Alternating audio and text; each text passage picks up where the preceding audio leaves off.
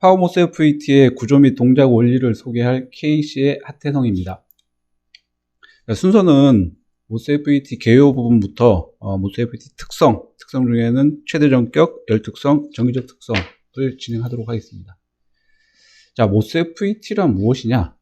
이 모스 FET는 전력 전자 시스템의 스위치 용도로 사용이 되고요. 이 스위치의 시스템에는 요거 특성은 오른쪽 그림과 같이 온되었을 때는 저항이 제로여서 전류가 잘 흘러야 되고, 오프일 때는 저항이 무한되어서 리퀴드 전류조차도 흐르지 않아야지 됩니다. 그리고 이 온과 오프를 아주 빠른 시간으로 순간적으로 온오프 할 수 있는 특성이 요구가 됩니다. 이에 따라서 모스 FET의 이상적인 특성은 동작 시 자체 손실이 제로여야 되며, 오른쪽 그림을 보시면 파란색은 전류, 그리고 빨간색은 전압, VDS가 되겠습니다. 이러한 파형들이 아래쪽에 파워 로스로 형성이 되는데요. 스위칭 턴온 할 때의 스위칭 로스, 그리고 컨덕션 구간의 컨덕션 로스, 그리고 스위치 오프 할 때의 로스, 이런 부분들이 제로일 때가 모스 FET의 이상적인 특성이라고 할 수가 있겠습니다. 또한 게이트 드라이브 손실, 그리고 아웃풋 캐패시턴스에 따른 손실, 바디 다이오드 리커버리에 대한 손실, 이런 모든 손실들이 제로일 때가 이상적이겠고요. 또 하나는 절대로 고장이 나지 않는다가 되겠습니다. 자, 이 모스 FET 구조를 보게 될 텐데요. 이제 오른쪽 첫 번째 그림은 플래너 타입이라는 하이볼 모스 FET에 적용되는 구조이고요. 오른쪽은 로볼, 트렌치 모스 FET 구조가 되겠습니다. 자, 먼저 모스 FET는 드레인, 게이트, 소스, 이렇게 세 개의 단자를 형성하게 되는데요. 이 게이트는 메탈로 형성이 되게 되고, 메탈과 세미컨덕터를 절연시키기 위한 옥사이드 층이 있습니다. 그래서 옥사이드, 그리고 아래쪽은 세미컨덕터, 그래서 앞에 문자를 따서 MOS 이고요. 또 FET는 필드 이펙트 트랜지스터, 즉 전개효과 트랜지스터로 트랜지스터의 일종이다 라고 보시면 되겠습니다. 모스 FET의 동작 원리는 마찬가지로 오른쪽 그림에서 보면 드레인과 소스에 전압을 인가한 상태에서 게이트에 플러스 방향의 전압을 인가하게 됩니다. 그렇게 되면 구조상 P바디라고 하는 이층, P바디는 P형 반도체로 구성이 되어 있고요. P형 반도체는 전공이 지배적이죠. 하지만 게이트에 플러스가 인가가 됨에 따라서 P바디에 있는 전자들, 자유전자들이 플러스 방향으로 당겨오게 됩니다. 빨간색 부분이 되겠고요. 이 전자들이 모여가지고 N 반전층을 형성을 하게 됩니다. 즉, 이 N 반전층은 채널이 되겠고요. 따라서 모스 FET의 전류는 드레인에서 채널을 거쳐서 소스 쪽으로 전류가 흐르게 됩니다. 다음은 참고사항으로 트랜지스터의 종류들을 좀 열거를 했습니다. BJT, 바이폴라 정션 트랜지스터, 모스 FET, IGBT가 소개를 드릴 텐데요. 이 BJT의 단자 베이스 콜렉터 에미터에 대응되는 모스 FET의 단자는 게이트, 드레인, 소스가 되겠습니다. 그리고 이 제어 방식은 BJT는 전류 제어, 그리고 모스 FET는 전압 제어가 됩니다. 즉 전류 제어를 하기 위해서는 회로가 복잡하게 되고요. 상대적으로 전압 제어는 회로가 간단한 특징을 가지게 됩니다. 그리고 모스 FET는 스위칭 속도가 매우 빠릅니다. 하지만 이런 빠른 장점을 가지고 있는 반면 가격은 상대적으로 좀 비싼 특성을 가지고 있습니다.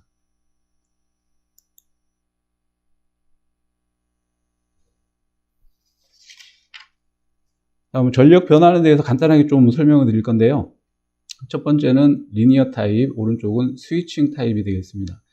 이 리니어 타입 대비 스위칭 타입이 매우 좋다라는 얘기들이 있는데요. 왜 그러냐 하면 리니어 타입에서는 이 시스템에서 출력 전압 5V 그리고 출력 전류는 1A의 출력을 요구를 합니다. 그럴 때 리니어 타입은 입력 전압이 10V라고 하면 Vin 10V 마이너스 출력 5V 그리고 곱하기 1이라는 5W의 손실이 자연적으로 생성을 할 수밖에 없고요.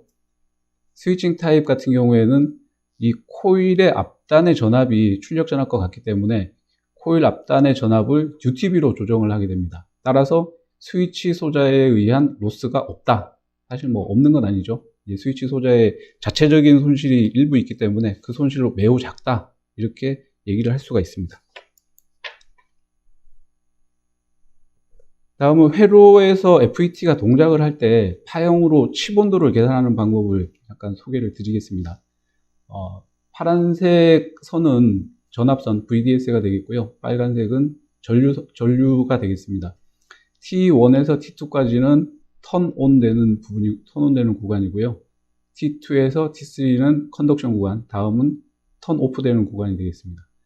이 파워 손실은 전압 곱하기 전류를 적분한 공식이 됩니다. 근데 이 공식을 달리 조금 요약을 하면 스위칭 손실, 컨덕션 손실, MOSFET가 구동하기 위한 드라이브 손실, 이 합값이 전체 로스가 되겠고요.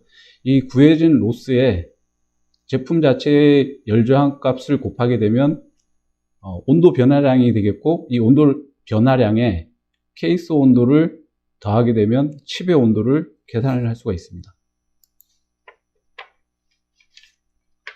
다음은 최대 전격 부분이고요. 최대 전격은 절대로 초과해서 사용하지 마십시오 라고 하는 반도체 메이커에서 자기들이 보증할 수 있는 수준을 이렇게 나타낸 값이 되겠습니다. 전압 전류는 한 20% 정도의 마진을 갖고 설계를 부탁을 드리고요.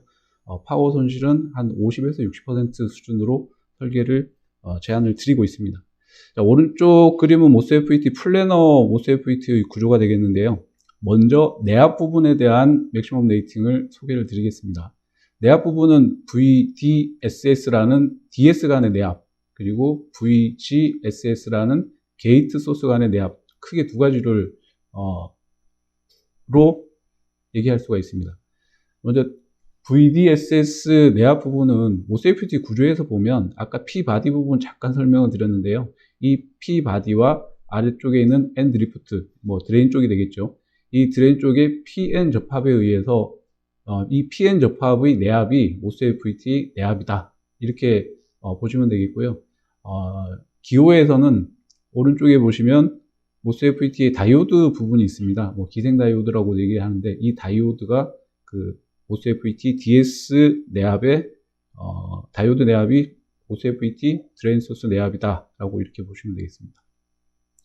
그리고 게이트 소스 간의 내압인데요. 게이트 소스 간의 내압은 게이트 메탈 아래 옥사이드 층이 있는데, 이 옥사이드의 막질과도 관계가 됩니다. 통상 하이볼 같은 경우에 200V 이상을 하이볼이라고 하죠. 하이볼 같은 경우에는 한 70에서 80V 정도의 실제 내압을 가지고 있습니다. 하지만 이 게이트 쪽은 조금의 크랙이 간다던가 하면 그 사이에서 발견이 되지는 않고 진행성으로 발견이 될 확률이 높기 때문에 상당히 위험합니다. 따라서 게이트 소스, 게이트 내압은 실제 자기 실력치보다도 매우 낮은, 지금 하이볼 이 제품은 30V로 표기가 되어 있죠. 이렇게 다 스크린을 하고, 파이널을 해서 다 스크린을 하고 제조 공정을 거치게 됩니다.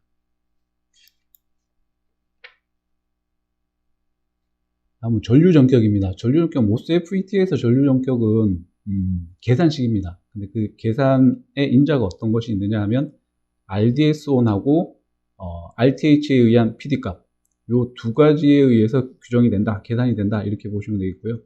아래쪽에 먼저 나오는 PD는 손실, 즉 발열에 관련되는 공식이 되겠고요. I 제곱 R, 그리고 아래쪽에 있는 PD 값은 제품의 내량에 해당되는 PD 값, 파워 값이 되겠습니다.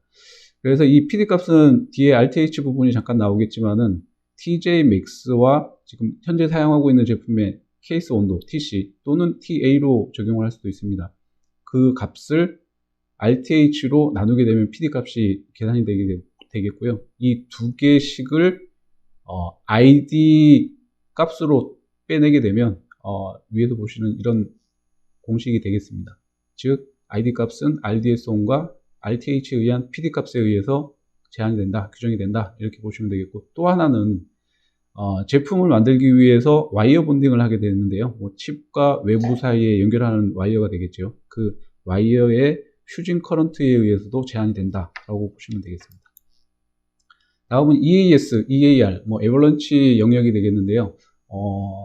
일반 디스크리트 중에서 MOSFET에만 있는 맥시멈 최대 전격이라고 보시면 되겠습니다. 이 특성은 플라이백 회로 같이 코일 부하에서 저가의 회로를 구성하다 보니 코일 옆에 휠링 구간을 좋게 설계하기가 힘듭니다. 왜? 가격이 올라가니까. 그래서 그런 부분을 모스 FET가 턴온 됐다가 오프 될 때에 코일에 유기된 에너지들이 모스 FET로 인가가 되게 됩니다. 그러면 그 인가된 에너지를 모스 FET가 어느 정도 막아주게 되는데요. 이제 소모를 하게 되는데 그 능력이 얼마나 되느냐를 나타내고 있고요.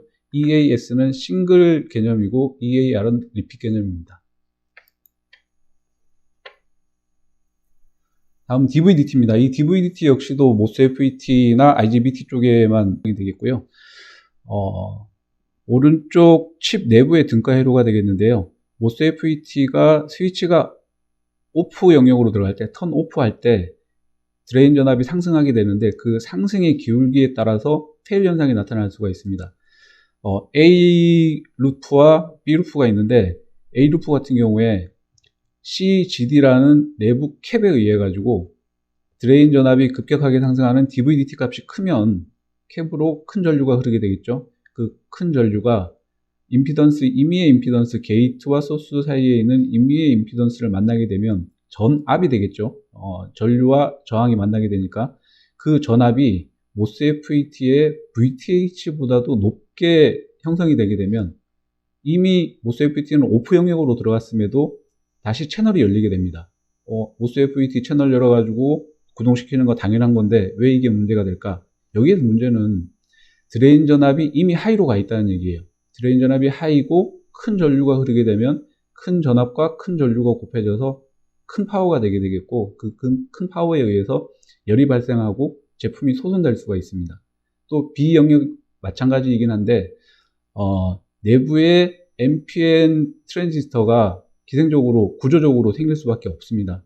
그런데 CDB 즉 드레인과 기생 트랜지스터의 베이스에 있는 캡, 이 캡으로 큰 전류가 흐르게 되고 그 큰 전류가 RB라는 그 저항값을 만나게 돼서 기생 트랜지스터를 턴온 시키게 됩니다. 이거 역시 큰 전류와 큰 전압이 크로스가 돼서 큰 파워가 형성이 되고 마치 열에 의해서 제품이 소선이 될 수가 있습니다. 하지만 이 DVDT는 초창기 모스 FET, 하이볼 모스 FET에서 많이 그 페일 현상이 나타났지만은 기술 발전에 의해서 요즘은 이 DVDT로 인한 페일은 거의 발생을 하지 않고 있습니다. 이 페이지는 앞에 DVDT가 어디에서 어떨 때 형성되느냐는 참고 페이지인데요. TRR 구간, 다이오드의 TRR 구간에서 아래쪽 그림을 보시면 전압이 급격하게 상승을 하게 되고 이 급격한 상승에 따라서 전압이 급격한 상승에 의해서 캡을 타고 전류가 흐르고 또 앞에 설명드렸던 일정 저항을 만나서 전압이 상승하게 되고 그 발생하지 않아야 되는 턴온 현상이 나타난다. 이렇게 이해를 하시면 되겠습니다. 네, 다음은 PD하고 제품의 온도가 되겠는데요. 온도 전격이 되겠는데 PD는 파워 디시페이션은 열저항에 의해서 계산되는 값이다 라고 보시면 되겠습니다. 열저항은 반도체 메이커에서 다 그 제품에 대해서 열저항을 다 측정을 하게 되겠고요. TJmax-TC를 열저항으로 나눈 값이 되겠습니다. 그리고 TJmax는 반도체, 실리콘 반도체는 약 한 200도씨 이상에서 고유 특성이 변형이 되는데요.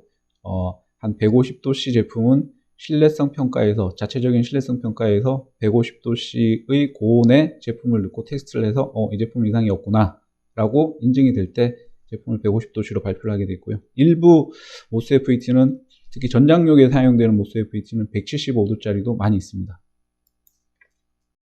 이 부분입니다. 안전동작 영역이고요. 이 안전동작 영역을 소개하는 이 제품은 600V 10A 제품입니다. 오른쪽 그림을 보시면 X축은 전압, Y축은 전류, 그리고 이렇게 빗금 치어지는 부분들은 파워 부분이 되겠습니다. 600V 제품에 600으로 제한선이 하나가 그어지고요. 그리고 전류 전격에 의해서 10A 그리고 펄스 전류 전격에 의한 25A 선이 그어지게 됩니다. 그런데 이 파워선은 어떻게 그어지게 되냐 하면 제품에 측정되는 그 열저항에 의해 가지고 열저항의 펄스 타임으로 파워 영역을 환산을 하고 그 파워 선들을 점선들을 연장을 해서 이 파워선을 구성하게 됩니다. 그래서 DC 10ms, 10마이크로세컨드 이렇게까지 안전동작 영역을 발표를 하게 됩니다. 다음은 열특성, 열저항 부분인데요. 열저항 부분을 크게 RTH, JC, JA 이렇게 두 개로 나눌 수가 있고, JC는 정션 투 케이스, 즉 케이스 온도가 25도일 때의 를 나타내기 때문에 이상적인 방열 조건 일대의 열저항 값을 나타내고 있고요. JA는 정션 투 앰비언트, 방열판이 없는 상황에서의 열저항을 나타내고 있습니다. 오른쪽 그림을 보시면 이제 패키지 안에 리드 프레임과 칩이 형성이 되게 되어 있는데요. 이 열저항은 칩에서 발생하는 열이 얼마나 빠져나가느냐에 대한 값이 되겠습니다. 즉 열저항이 작으면 작을수록 열 방출이 잘 된다 라고 보실 수가 있고, 아래쪽에 칩 온도를 간이적으로 계산하는 공식이 나와 있는데요. 앞쪽에서 간단하게 설명을 드렸었죠. PD 값, 제품이 소모하고 있는 파워 손실과 열저항을 곱하게 된 값에 케이스 온도를 더하게 되면 칩 온도를 계산할 수가 있습니다. 마찬가지 밑에는 앰비언트 상황에서의 계산식입니다. 참고하시면 되겠습니다. 다음 페이지는 참고 페이지로 넣었습니다. 열저항 히트싱크가 있는 경우 또 히트싱크가 없는 경우 이렇게 두 가지로 구분이 되는데요. 히트싱크가 없는 경우는 RTH-JA가 해당이 되겠고요. 그리고 히트싱크가 있는 경우에는 히트싱크 부분 RTH, 히트싱크 HS, 그리고 서멀 그리스에 해당되는 케이스와의 사이에 열저항이 한 개가 더 들어가게 됩니다. 그래서 병렬적인 케이스와 앰비언트의 열저항에 추가된 히트싱크가 병렬 저항 값으로 계산이 되게 됩니다. 오른쪽 아래쪽 그림을 참조하시면 되겠습니다. 예, 이제부터는 이제 정기적 특성 부분을 소개를 하게 되겠습니다. 이 정기적 특성은 맥시멈 레이팅하고는 조금 차이가 있습니다. 물론 이 정기적 특성 부분에서 최대치의 정보를 확인할 수는 있긴 한데요. 맥시멈 레이팅은 보증이라는 개념이라기보다는 제품의 특성들을 기술해 놓은 정보 내지는 산포다라고 이해를 하시면 좋겠습니다. 자, 특성 부분의 내압 부분 BVDSS 부분이 되겠습니다. 이 첨자 부분을 간단하게 설명을 드릴 건데요. B는 브레이크다운이니까 생략을 하고요. 첨자 DSS 부분에 첫 번째, 두 번째, 세 번째라고 표기를 하겠습니다.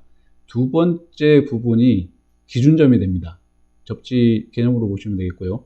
그리고 첫 번째가 측정하고자 하는 곳, 그리고 나머지 한 개는 모세피티는 3단자 소자이기 때문에 나머지 한 개의 단자의 상태를 나타내게 됩니다. 즉 VDSS면 전압을 보는데 소스 대비 드레인 전압이 어떻습니까? 나머지 한 개의 게이트 전압은 소스에 접지를 시킵니다. 쇼트 시킵니다. 라는 표시가 되겠습니다. 이 내압의 특성은 온도에 영향을 많이 받는데요. 25도씨 기준 100% 1이라고 봤을 때 온도의 상승에 따라서 하이볼 같은 경우에는 0.1% 정도의 기울기를 갖습니다. 그런 특성을 가지고 있고요. 다음은 VTH 부분이 되겠습니다. 이 VTH는 모세PT가 전류가 흐르기 시작하는 쉽게 이렇게 표현을 많이 합니다. 우리 수도꼭지를 열 때 수도꼭지를 어느 정도 힘을 줘가지고 물방울이 한 방울 두 방울 막 흐르기 시작하는 지점, 그때의 모세PT 게이트 전압이라고 보시면 되겠습니다. 즉 스몰 시그널을 사용하시는 설계자분들께서는 이 VTH 스펙을 많이 오인을 하십니다. VTH 맥스 4.5V라고 표기가 되어 있으면 4.5V 이상만 설계를 하면 제품이 정상적으로 동작을 하겠구나 라고 생각을 하시는데, 이 4.5V 지점은 이제 전류가 막 흐르기 시작하는 부분이다, 이렇게 이해를 하시면 되겠습니다. 그리고 VTH 역시 온도에 따라서 특성이 많이 변동이 되는데요. 25도씨를 1 기준으로 본다 그러면 상온으로 올라가면 VTH는 떨어지고 저온으로 가면 VTH는 올라가게 됩니다. 다음은 RDS 온 부분입니다. 모스FET의 존재의 이유라고도 드릴 수 있는 부분이죠. 모스FET에서 가장 중요한 특성이 되겠는데, RDS5는 낮으면 낮을수록 좋겠지만 RDS5 값이 낮아진다는 얘기는 칩 사이즈가 커진다는 얘기고, 칩 사이즈가 커지면 가격이 상승한다는 얘기가 되겠습니다. 이 RDS1의 특성은 역시 온도에 따라서 아주 상당히 큰 변화를 나타내고 있는데요. 앞에서는 뭐 1%, 0.1% 내지는 뭐 조금의 미세한 변화가 있었지만은, 이 RDS5는, 자, 보겠습니다. 25도씨에서 1 기준이었다고 하면 125도, 델타 100도씨가 올라갔을 때 약 2배 이상까지도 증가를 하게 됩니다. 즉, 도씨당 1%라는 아주 매우 큰 그 변경값을 가지고 있는 특성이라고 보시면 되겠습니다. 이제부터는 다이나믹 특성에 대해서 설명을 드릴 텐데요. 먼저 캐패시턴스 설명을 드리겠습니다. 이 캡 값들은 모스FET에는 크게 세 가지의 특성으로 나타내고 있습니다. CISS, COSS, CRSS. 이 CISS는 입력 쪽에서 바라본, 오른쪽 아래에 있는 등가회로를 잠깐 보겠습니다. 게이트, 드레인, 소스로 연결이 되어 있고요. 게이트와 드레인 각각 단자 간의 캡 성분들이 있습니다. CISS는 게이트 쪽, 입력 쪽에서 바라본 캡 값이 돼서 CISS는 CGD 플러스 CGS 값이 되겠고요. COSS는 출력 쪽에서 바라본 캐패시턴스 값이 되겠습니다. 그래서 CDS와 CGD, CGS가 직렬되는 값인데, CGD가 매우 작은 값이기 때문에 CGS를 무시할 수도 있습니다. 그리고 CRSS는 밀러캡이라고도 얘기를 하고, 이 CGD, 드레인과 게이트 사이에 있는 캡 성분이 되겠습니다. 이 특성은 온도에 따라서는 별로 변화량은 없습니다. 그래서 모스FET는 온도의 변화에 따라서 스위칭 특성 또한 변화량이 거의 없는 특징을 가지고 있다고 보시면 되겠습니다. 다음은 스위칭 타임이고요. 스위칭 타임에 VGS를 시그널로 보시고 VDS를 출력으로 보시면 되겠습니다. 입력 시그널이 들어왔을 때 어느 정도에서 어느 정도까지를 TD-ON이라고 한다. 또 출력 전압이 어디에서 어디까지 떨어질 때를 T-RISING이라고 한다. 뭐 이런 규정 상인 내용만 보시면 되겠고요. 스위칭 타임이 빠르면 빠를수록 스위칭 로스가 작다. 이렇게 이해를 하시면 되겠습니다. 다음은 QG 특성이고요. 모스FET는 앞에서 전압 구동 소재라고 말씀을 드렸고요. 하지만 그 전압을 올리기 위해서는, 게이트 전압을 올리기 위해서는 어쩔 수 없이 캡 성분들이, 전하량들이 들어가야 됩니다. 그래서 게이트 전압을 상승시키기 위한 전하량이다. 이렇게 이해를 하시면 되겠습니다. 특히 중요 부분은 QGD 부분이 되겠는데요. 뒤쪽에 QGD가 왜 중요한지 다음 장에서 설명을 하도록 하겠습니다. 모스FET의 다이나믹 특성들을 각 특성 간의 관계를 설명하는 페이지가 되겠습니다. 아래쪽은 QG, 전하량 부분, 그리고 스위칭 타임, 캐패시턴스의 관계를 볼 수가 있습니다. 게이트에 전압이 인가하게 되면 일정 전압으로 증가하는 부분이 한 구간이 생성이 되고요. 이 부분이 QGS, 게이트와 소스 간에 뭔가를 충전하는 부분이 되겠습니다. 그리고 플랫한 부분이 생기는데 이때가 QGD, 게이트와 드레인 간에 뭔가를 충전을 하는구나. 이고 그 다음부터는 다시 상승하는 부분이 되겠습니다. 이렇게 일정 전압까지 토탈 QG라고 얘기를 하고요. QGS, 즉 시그널이 들어와서 막 시작하는 부분에서는 모스FET의 드레인 전압이 천천히 하강하게 됩니다. 턴온으로 들어가게 되는 거죠. 이때 전류는 조금씩 상승하게 됩니다. 이때 캐패시턴스는 CISS의 지배적인 영향을 받게 되고요. 다음 구간에서 QGD가 플랫하게 나타나는 이유는 드레인 전압이 급격하게 떨어지게 되는데, 드레인 전압이 급격하게 떨어진다는 얘기는 드레인과 게이트 사이에 뭔가를 충전하는 구간이 생기게 됩니다. 그 충전 구간이 CGD, 게이트 드레인 간의 캡을 충전하는 구간이 되겠고, 이 충전하는 전위 때문에 게이트 전압은 일정 부분 플랫한 구간이 형성이 되게 됩니다. 그 다음에 게이트 드레인 간의 충전이 끝나게 되면 다시 게이트 전압은 상승하게 되겠는데요. 여기에서 QGD 부분이 상당히 중요하다고 앞에 말씀을 드렸습니다. 왜 그러냐면 전압과 전류가 크로스되는 부분에서 파워 손실이 많이 발생을 하게 되고, 이 지금 그림에서 보다시피 전압과 전류가 크로스되는 이 부분이 QGD 부분이 상당히 많이 포함이 되어 있습니다. 따라서 QGD의 특성으로 스위칭 특성을 유추할 수 있다라고 말씀을 드릴 수가 있습니다. 예, 다음 페이지는 마지막 페이지인데요. 모스FET의 기생 다이오드에 대한 부분입니다. 뭐 다이오드니까 VF 특성 당연히 중요할 거고요. 또 TRR, 리버스 리커버리 타임 중요할 텐데요. 손실 측면에서는 QRR이 제일 중요합니다. 모스FET QRR은 오른쪽 그림과 같이 이런 형태가 발생이 될 거고요. 간이적으로 계산을 하기 위해 한 방법은 오른쪽 이 표와 같이 0.5 TRR, IRRM 각 상수들을 곱하면 QRR 값을 확인할 수가 있습니다. 여기까지가 제가 준비한 부분이고요. KC 모스FET 많이 사용 부탁드립니다. 다음 시간은 IGBT에 대한 부분이 되겠는데요. KC에서 아주 권위 있는 분께서 계속 설명을 하도록 하겠습니다. 설명이 이어질 예정입니다. 계속 청취 부탁드립니다. 이상입니다.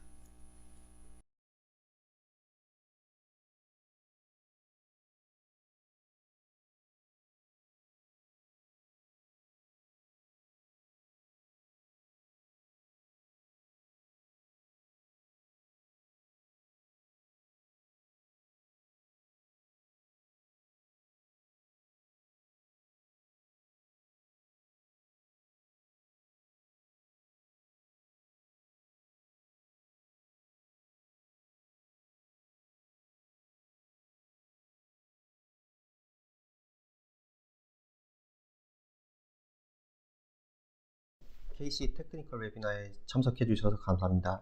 저는 KC 어플리케이션 그룹에서 IGBT를 담당하고 있는 유재천입니다. 오늘의 주제는 IGBT입니다. 이 발표에서는 IGBT가 무엇인지, 그리고 IGBT의 정의, 구조 전격, 그리고 안전 동작 영역 및 게이트 드라이브 등에 대해서 설명드리고자 합니다. 이는 IGBT 사용에 대한 고려사항 등을 포함하고 있습니다. 이 페이지에서는 IGBT의 의미에 대해서 설명드리겠습니다.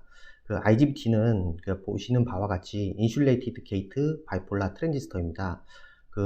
인슐레이티드 게이트 바이폴라 트랜지스터의 첫 약자를 따서 IGBT라고 부르고 있습니다. 그림에서 보시는 바와 같이 IGBT는 바이폴라 트랜지스터와 모스펫으로 이루어진 하이브리드 소자입니다. IGBT의 장점이라고 한다면 BJT의 대전력, 그리고 모스펫의 스위칭 능력을 가진 전압으로 구동되는 소자라는 것입니다. IGBT가 비록 모스펫보다는 느리지만 BJT에 비해서는 비교적 빠른 스위칭 속도를 제공하고 있습니다. 다음은 IGBT의 구조에 대해서 설명드리겠습니다. 그림 2.1에서 보시는 바와 같이 이 그림은 IGBT의 등가 회로를 나타내는데요. IGBT는 모스펫과 상당히 유사한 구조를 가지고 있습니다. 모스펫은 N+, 그 다음에 N- 기판으로 이루어진 반면에 IGBT는 P+ 기판, 맨 밑에 보이시는 P+ 기판에다가 N+, N- 기판으로 이루어져 있어요. 그래서 IGBT의 P+를 제거하고 본다면 모스펫과 거의 같은 구조를 가지고 있습니다. 따라서 IGBT는 모스펫과 유사한 프로세스를 사용하여 제작되고 있습니다. 다음은 IGBT의 구조를 보여주는 구조에 대해서 등가회로에 대해서 설명드리겠는데요. IGBT는 이제 보시는 바와 같이 PNP 그리고 NPN 트랜지스터의 구조로 있고요.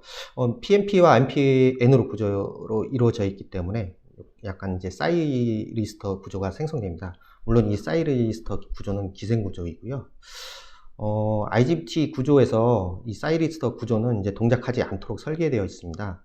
NPN 보시면 밑에 NPN 트랜지스터가 베이스 쪽에 저항이 되어 있는데 실은 이 저항이 상당히 작기 때문에 실질적으로 NPN 트랜지스터의 베이스와 이미터는 쇼트되어 있다라고 할 수 있고요. 그렇기 때문에 이 NPN 트랜지스터가 턴온이 되는 그런 조건은 거의 일어나지 않습니다. 그리고 현대의 설계에서는 이런 사이리스터의 동작이 되지 않도록 설계하고 있기 때문에 사이리스터가 턴온되는 그런 걱정은 안 하셔도 될 것으로 판단하고 있습니다. 다음 페이지는 이제 IGBT의 구조에 대해서 설명드릴 것인데요. IGBT는 이제 구조를 본다면 그게 이제 게이트 부분에 형성된 그런 부분으로 불리는 구조, 그리고 이제 IGBT를 이제 수직으로 잘랐을 때의 그런 이제 단면에 대한 이제 구조를 말씀드리겠습니다. 지금 보시는 부분은 이제 IGBT의 그 게이트에 의한 이제 구조입니다. 지금 보시는 것 같이, 그림에서 보시는 바와 같이 그림 두 개가 있는데요. 오른쪽 편은 이제 플라나 게이트의 구조를 나타내고 있고요. 그리고 왼쪽은 이제 플라나 게이트의 구조를 나타내고 있고요. 그 다음에 오른쪽은 트렌치 게이트의 구조를 나타내고 있습니다. 이 구조의 그 가장 큰 차이점이라고 한다면 게이트 부분에 생성되는 모양이 다르다는 것입니다. 플라나 게이트 같은 경우는 일반 이제 평면 구조로 되어 있고요. 그 다음에 트렌치 게이트는 이렇게 그 홈으로 파여져 있는 형태로 구성되어 있습니다. 그래서 이 홈 형태로 파져 있기 때문에 트렌치 게이트 구조라고 부르고 있고요. 게이트 형상으로 본다면 이렇게 크게 두 가지로 나눠 볼 수 있습니다. 다음은 수직적인 구조에 대해서 좀 말씀드리고자 하는데요. IGBT는 이제 보시는 바와 같이 이제 PT 수직 구조에서 PT 타입, 그 다음에 MPT 타입, 그 다음에 필드 스탑 타입으로 구성되어 있습니다. PT 타입과 NPT 타입의 가장 큰 차이점이라고 한다면 그림에서 보시는 바와 같이 M 플러스 버퍼층이 PT 타입은 있는 반면에 NPT 타입은 이런 앰플 층이 없습니다. 그리고 맨 오른쪽에 보시는 필드 스탑 층은 왼쪽에 보시는 PT 타입하고 같은데, 실은 이제 이거는 띤 웨이퍼라는 이제 공정 기술을 이용을 해서 제작을 하고 있습니다. 필드 스탑의 구조의 특징이라고 한다면, PT 타입과 MPT 타입의 그런 장점을 가지고 있고요. 그리고 또 고속 스위칭이라든가 IGBT 기준으로 고속 스위칭이라든가 온저항을 상당히 낮출 수 있는 그런 장점을 가지고 있습니다. 오늘날 그리고 현재의 대부분의 IGBT들은 이제 필드스탑 구조를 취하고 있는 형태가 대부분이라고 말씀드릴 수 있을 것 같습니다. 다음은 IGBT의 전격에 대해서 말씀드리겠습니다. 설계를 하시다 보면 IGBT의 특성을 알고자 데이터 시트를 많이 참조하시는데요. 이때는 IGBT의 절대 전격과 그 다음에 이제 기본적으로 제공하는 그런 특성들을 잘 살펴보아야 합니다. 특히 지금 보이시는 절대 전격에 대한 부분은 상당히 중요한데요. 이 절대 전격이라는 것은 전류, 그리고 전압, 손실, 파워 손실에 대한 그런 걸로 해서 지정이 되고요. 반도체 회로를 설계할 때는 반드시 이 최대 전격을 넘어서지 않는 범위 내에서 설계가 되어야 합니다. 만약 이 범위를 넘어서 설계하게 된다면 반도체 업체에서는 이 사용되는 소자에 대한 보증을 할 수 없는 그런 조건이 되고요. 어떤 이제 설계에서 어떤 이제 순간적이라도 이제 소가하는 그런 설계, 안정적인 설계가 되어져야 안전하게 이제 이 IGBT라는 소자를 사용할 수 있습니다. 전격에서 다음은 이제 열 저항에 대해서 말씀드릴 텐데요. 열 저항은 이제 간단히 말해서 열 흐름에 대한 물체 또는 재료의 저항을 나타내는 값입니다. 이는 단위 시간당 전력 손실에 대한 온도 상승으로 표현하고 있고요. 일반적으로 열 저항 기호라고 하면 RTH 또는 세타로 이렇게 표현을 합니다. 측정 단위로는 이제 도시 퍼 와트 이렇게 표현을 하고 있고요. 그림 3-1에서 보여지는 이제 그림은 정션 투 케이스에 대한 트랜지언트 과도죠. 이제 임피던스 곡선을 보여주고 있습니다. 이 곡선을 통해서 이제 시간과 관계없이 이제 고정되는 요 플랫하게 되는 그런 RTH JC 값을 얻을 수 있고요. 여기서 JC라고 하는 것은 테이블에 보이십니다만 정션 투 케이스, 접각화 케이스를 의미하는 것입니다. 그리고 위에 이제 수식으로 표현되어 있는데, 보시는 바와 같이 이제 싱글 펄스에 의해서 정션의 이제 IGBT 칩 정션의 온도 상승분을 좀 계산할 수 있는데, 요거는 이제 이런 물론 싱글 펄스라든지 또는 듀티를 갖는 이제 펄스라든지 이런 값을 가지고 파워 손실, 그때의 파워 손실을 곱하면 이제 실제 이제 IGBT의 정션의 변화량을 이제 계산할 수가 있게 됩니다. 네, 이런 부분을 좀 잘 참조하셨으면 좋겠고요. 다음은 이제 IGBT의 일반적인 전기적 특성. 그러니까 일반적으로 보이시는 지금 표에 보시는 거는 이제 스태틱 특성이라고 하는 부분이고요. 일반적으로 이제 정특성이라고 이제 말하고 있습니다. 이 정특성에는 이제 보이시는 바와 같이 여러 가지의 파라메타들이 있고요. 이 중에서도 이제 IGBT의 성능에 관계된 이제 주요 특성이라고 한다면 VC 세츄레이션, 모스펫으로 말하면 이제 아론 저항값과 같은 그런 특성이 되겠습니다. 퍼포먼스와 관계된 특성이기 때문에 이런 파라미터를 값을 잘 유심 있게 보셔야 할 것입니다. 다음은 VC 세츄레이션 특성에 대해서 이제 그래프로 조금 더 추가적으로 설명을 드리자면, 다음 그래프는 인가되는 게이트 전압에 따른 IGBT의 콜렉터 이미터 간의 전압 그래프를 보여주고 있습니다. 보시는 바와 같이 인가되는 게이트 전압에 따라서 그래프가 다르게 표현되고 있는데요. 이것은 뭐냐면은 이제 게이트 전압에 따라서 IGBT의 VC 세츄레이션 값이 달라지는 것을 의미를 하고요. 게이트 전압이 조금 낮게 된다면 실제 VC 세츄레이션이 조금 높은 값을 얻어지게 되고, 반대로 이제 IGBT 게이트에 좀 높은 값을 한 15V 이상 20V 정도의 값을 인가하게 된다면 VC 세츄레이션 값을 좀 더 낮게 가져갈 수 있습니다. 요거는 이제 일반적인 표에서 세츄레이션 영역에 해당하는 부분이고요. 부가적으로 더 말씀드려서 지금 빨갛게 라인으로 되어 있는 부분이 있는데, IGBT는 모스펫과 달리 기본적으로 0.7V라는 전압을 갖고 있습니다. 일반적으로 리 볼티지라고 부르고 있고요. 이것은 이제 PN 정션에 의해서 생겨지는 볼티지입니다. 기본적으로 한 0.7V를 갖고 있다. 이런 부분을 좀 유념하시면 좋겠습니다. 네, 다음은 다이나믹 특성인데요. 이 다이나믹 특성에는 이제 IGBT가 가지고 있는 캐패시턴스 값을 포함해서 IGBT가 턴온 시에 타임이 얼마고, 스위칭 손실이 얼마고, 그리고 턴 오프 시에 타임이 얼마고, 스위칭 시에 손실이 얼마인지를 나타내는 데이터 시트에 들어가 있는 값입니다. 보통 이제 라이징 타임이라든가 지연 타임 해서 TD-ON, TR, 그 다음에 TD-OFF, TF로 이렇게 표현하고 있고요. 이때 E-OFF라고 하는 것은, 이온이라고 하는 것은 IGBT가 턴온이 될 때의 IGBT 손실, 그리고 E-OFF라고 하는 것은 턴 오프 될 때의 IGBT 손실을 데이터 시트에 명기하고 있습니다. 그리고 더불어서 캐패시턴스 값도 이렇게 명기를 하고 있습니다. 잘 살펴보시면 설계하시는 데 좀 도움이 될 것이라고 말씀드릴 수 있을 것 같습니다. 다음은 IGBT의 캐패시턴스 값에 대해서 말씀드리려고 하는데요. IGBT는 기본적으로 3단자로 구성되어 있고, 게이트, 콜렉터, 이미터, 그리고 각 단자 간에는 캐패시턴스 값이 존재를 하게 됩니다.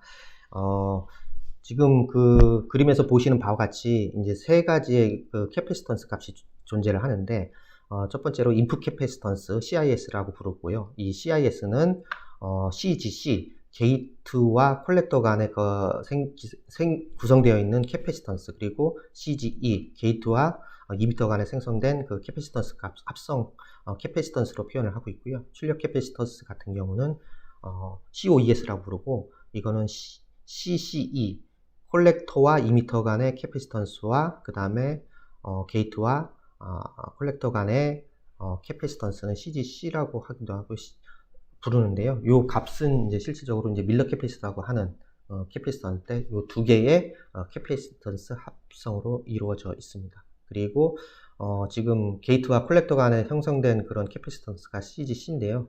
요 CGC 같은 경우는 이제 모스펫과 동일하게 이제 밀러 캐패시턴스라고 이제 부르는 부분이고, 인풋 캐패시턴스라든가 출력 캐패시턴스에 같이 영향을 미치는 이제 이런 캐패시턴스입니다. 이제 IGBT 캐패시턴스에서는 기본적으로는 입력 캡이라든가 CGC, 밀러 캡이라는 그 항목이 상당히 좀 중요한 부분입니다. 다음은 IGBT의 스위칭 테스트 회로하고, 그 다음에 이제 거기에 따른 이제 부가적인 부분, 이제 손실 부분, 그림에 나와 있습니다만 그 부분에 대해 좀 설명드리고자 하는데요.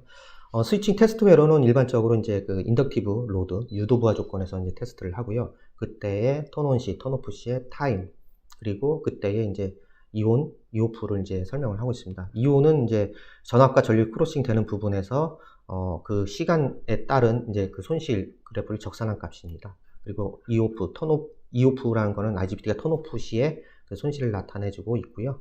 마찬가지로 전압과 전류, 턴오프 시에 전압과 전류 크로싱 되는 부분의 손실을, 합을 적산해서 나타내고 있습니다. 요 실제 이런 값들이 데이터 시트에 명기되어 있기 때문에 설계 시에 이런 값을 참조하셔서 설계를 하신다면 실제 설계 IGBT가 동작할 때 손실이 어느 정도 되는지를 유추할 수 있습니다.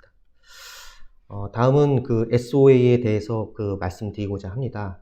SOA는 이제 기본적으로 보통은 2개 정도로 이제 말씀드릴 수가 있는데요. 물론 이제 그보다 더 다른 SOA도 있습니다. 이제 숏서킷 SOA라고 하는데 지금 그건 접어두고요. FB SOA라고 하는 부분과 RB SOA라고 하는 부분이 있습니다. 이 장에서는 FB SOA에 대해서 말씀드리고요. 그림에서 보시는 바와 같이 이런 FB SOA라고 하는 거는 이제 포워드 바이오스에 대한 안전 동작 영역, 그러니까 IGBT가 턴온 해가지고 그 IGBT가 안전하게 사용할 수가 있는지를 나타내고요. 표에 그 빨간 선으로 이렇게 되어 있는데 각각에 대한 부분에 이제 의미를 갖는 부분이 있습니다. 첫 번째로 되어 있는 부분은 이제 콜렉터 전류 전격에 의해서 제한되는 영역이고요. 두 번째의 그 사선으로 되어 있는 부분은 콜렉터 전력 손실에 의해서 제한되는 부분입니다. 그리고 세 번째로는 그 콜렉터 이미터의 전압 전격으로 제한되는 부분, 이렇게 해서 설계를 하실 때는 실제 이제 이런 FBSOA 안전동작 영역 안에서 위치되게 설계를 하셔야지 디바이스를 안전하게 사용하실 수 있습니다. 다음은 SOA 중에서 그 RBSOA에 대한 부분이고요. 이건 IGBT가 턴 오프 할 때 IGBT가 안전하게 사용할 수 있는가를 나타내고 있습니다. FBSOA와 마찬가지로 그 1번, 2번, 3번으로 해서 이렇게 각각 의미를 가지는데요. 1번 같은 경우는 이제 뭐 아까 말씀드렸던 부분과 같이 콜렉터 최대 전격, 전류 전격에 의해서 제한된 영역이고요. 그 다음에 2번의 경우에는 이제 IGBT가 가지고 있는 고유 특성에 의해서 제한됩니다. 소자 설계 시의 어떤 파라미터 값이라든가 기타 요인에 의해서 제한되는 그런 부분이 있지요. 그리고 3번에 이렇게 되어 있는 그 선은 최대 컬렉터 이미터 전격 전압에 의해서 제한되는 부분입니다. 물론 의미적으로는 이제 FBSOA하고 같게 말씀드릴 수 있고요. 실제 FBSOA라든가 RBSOA는 이제 실제 그 IGBT 동작 상황에서 어떤 위치에 있는가에 따라서 이게 위험할 수도 있다. 어떤 신뢰성을 보장하거나 그런 안전하게 사용할 수 있는 그런 부분을 말해주기 때문에 실제 설계사는 이런 SOA 안전동작 영역을 잘 참조하셔서 설계를 하여야 합니다. 다음은 이제 게이트 구동에 대해서 말씀드릴 텐데요. 이 설명은 상당히 좀 중요한 부분입니다. 게이트 구동은 이제 실제 IGBT를 제어하기 위한 것으로 IGBT의 성능이라든가 또는 설계된 회로의 안정적인 동작과 상당히 밀접하게 연관되어지는 부분입니다. 그렇기 때문에 상당히 중요하고요. IGBT 구동을 위해서 이제 실질적으로 이제 전압을 인가하는데 드라이브 IC에서 일반적으로 보통 인가되는 전압은 15V입니다. 보통 이 15V라는 값이 절대적인 것은 아니고 권장 사항으로 대부분의 제조사에서 이제 이렇게 명기를 좀 하고 있고요. 물론 높이거나 낮추어 사용할 수 있습니다.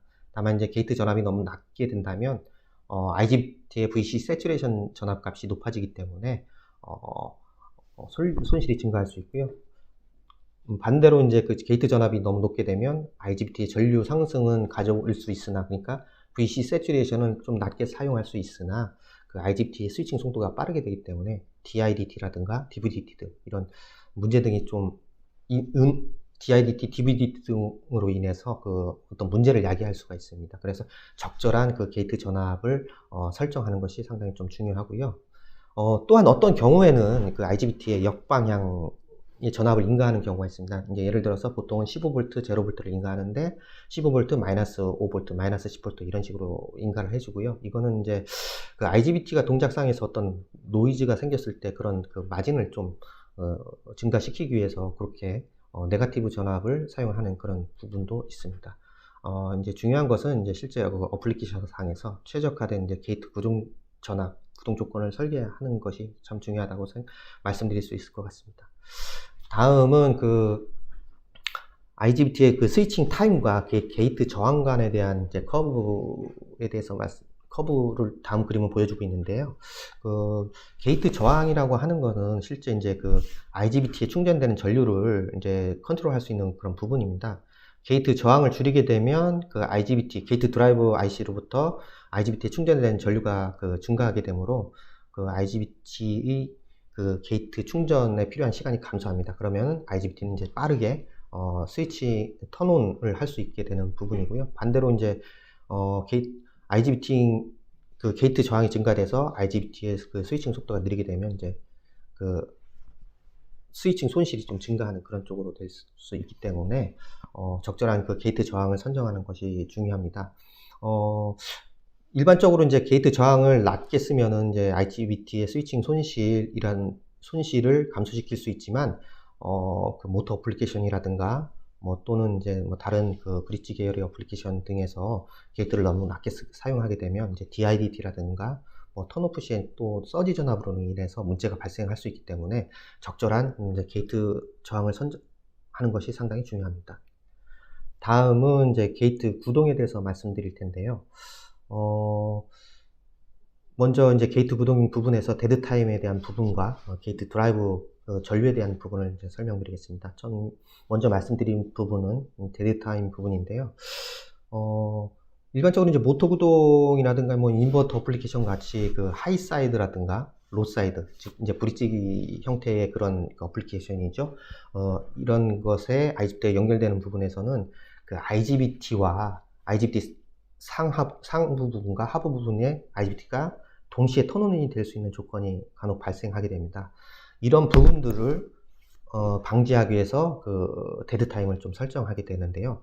만약에 이제 이 데드 타임 설정이 안 돼서 IGBT의 상부와 하부가 같이 동시에 턴온이 된다면 실제 이제 고전압부와 그라운드 라인이 직접 쇼트되어 이제 전류가 흐르게 되고 이렇게 되면 IGBT의 이제 시스템의 손상을 가지고 있기 때문에 실제 적절한 이제 데드 타임을 설정해 주어야 합니다. 다음은 이제 그 IGBT 드라이브 전류에 대해서 말씀드릴 텐데요. 그림에서 그림 5.2에서 보시는 바와 같이 이제 일반적인 이제 게이트 드라이브 IC, 그 다음에 저항, 그 다음에 IGBT 이렇게 구성되어 있습니다. 근데 이제 등가 회로적으로 보면은 게이트 드라이브 IC가 가지고 있는 저항, 그 다음에 IGBT의 회로상에서 일반적으로 제어하기 위한 저항, 그 대문자로 써 있는 R과 대문자 G로 되어 있는 부분, 그리고 IGBT가 내부에 가지고 있는 그 내부 저항, 이렇게 해가지고 시리즈 합성 저항으로 이루어져 있고요.